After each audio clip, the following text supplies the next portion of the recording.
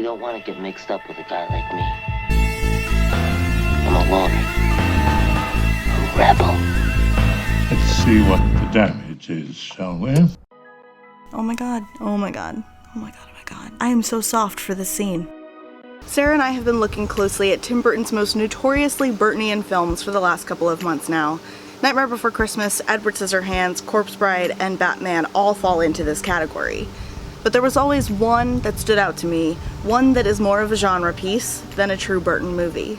Big Fish is surprisingly not the story of a misunderstood loner, but an everyman who's built a legacy for himself that is larger than life. It follows the dual perspectives of Edward and William Bloom in the style of a Southern Gothic novel. Edward, who in the narrative present is on his deathbed, has been telling fantastical, mythological tales of his life for as long as his son Will can remember. The older he gets, the more tired of those stories Will becomes, because he feels that his father has used them to keep a distance between himself and everyone around him other than Sandra, Edward's one and only love. The movie is based on the 1998 novel of the same title by Daniel Wallace, and the screenplay was adapted by John August, a regular collaborator of Burton's, before the book had ever been published. I told Sarah that I thought Big Fish was Tim Burton's best film post-Sleepy Hollow, and having watched it again for this project, I would go even further to say that it's his best film ever.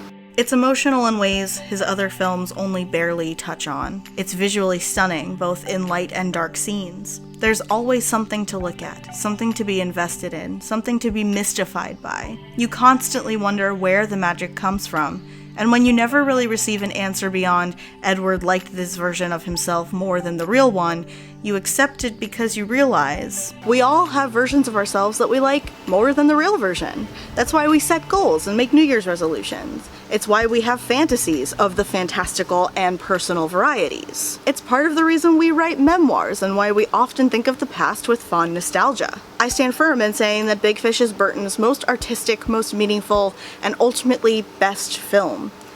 But the thing is, it's not really Burton's movie at all. Yes, he directed it, which means that yes, he had a certain amount of control over the way the story progressed and how it would be seen by audiences. But it's the movie that offered Burton the least amount of wiggle room with the story, which always belonged to John August and Daniel Wallace. Wallace created the world, the characters, the lives they lived, and the impacts those lives had on Edward's journey. August took those pieces and glued them together for the screen long before Burton was ever brought onto the project. And that's not to mention that everyone, or at least in doing research, it felt like everyone that was interviewed about the production of this movie said that Big Fish helped them reconcile complex emotions about the death of or otherwise dysfunctional family relationships. For Burton, August, and Wallace, it all came down to seeing themselves in William and seeing their fathers in Edward. More than any other Burton project, you can simply feel by watching Big Fish that his are not the only or even the most prominent hands that built it from the ground up. There are, of course, some Burtonisms in it. Helena Bonham Carter, for one, plays two different characters throughout the story, though she was actually suggested by one of the producers, not Burton. One of her characters does happen to have a romantic interest in one of the main characters. Danny DeVito, a longtime friend and collaborator of Burton's, plays the ringmaster of a circus that Edward works for, though August claims that he wrote that role specifically for DeVito. There's the theme of the ordinary, everyday life holding fantastic and magical people and events, though this theme doesn't always appear with such emotional depth. And with that theme comes hand in hand Burton's tendency to over-idealize the past, although here it's contained to just Edward and his tall tales. But the more you look at this well-rounded, well-acted, dare I say it, masterpiece, the less you see of Burton and his trademarks. I mean, to Sarah, it'll never be a true masterpiece because there's no Christopher Lee cameo. But one of the things that Big Fish has that not many other Burton films do is the recognition that there are actual repercussions for idealizing and romanticizing the past in a purely nostalgic way. In this case, it's the strained relationship between father and son that only deepens its tension as the fantastic recounting continues. And the movie is notably lacking in Burton's signature aesthetic. There are very few, if any, pinstripes, no unnecessarily dark mood lighting scenes, and no sickly pale outsiders who are sad simply because they feel like outsiders. Even Danny Elfman's score sounds much less like the Nightmare soundtrack and more like his award-winning compositions for Desperate Housewives, Spider-Man, and... wait, am I reading that right? Mr. Peabody and Sherman? Yeah, that. Anyway, I think Big Fish is Burton's best film because it's genuinely that good, and because it's least like the others. It looks and breathes and feels the least like a Tim Burton movie, but I also can't separate him from it. His name is on the movie poster, for Pete's sake.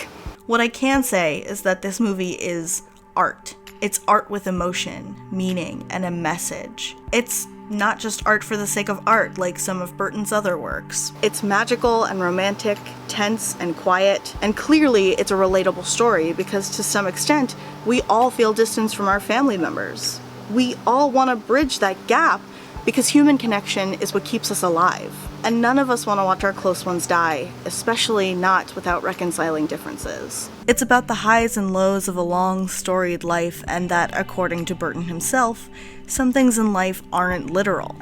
They're not just black and white. There are things that can be real and unreal at the same time. Ultimately, I'm not surprised that Burton was attracted to this project. I'm not surprised that it's his name that's very prominently displayed on the movie poster. Sure, the look and feel of Big Fish doesn't read like most or any other Burton films, but the magic, nostalgia, and family drama are all themes that he's been drawn to before and since. And after all, Burton wrote, "To me, myths and folktales are the most natural way of having it all, of exploring real feelings in a heightened way, and it always surprised me that as people got older, they would forget that." Thank you for watching, and keep the tissues close while watching Big Fish. You'll need them. We'll see you tomorrow.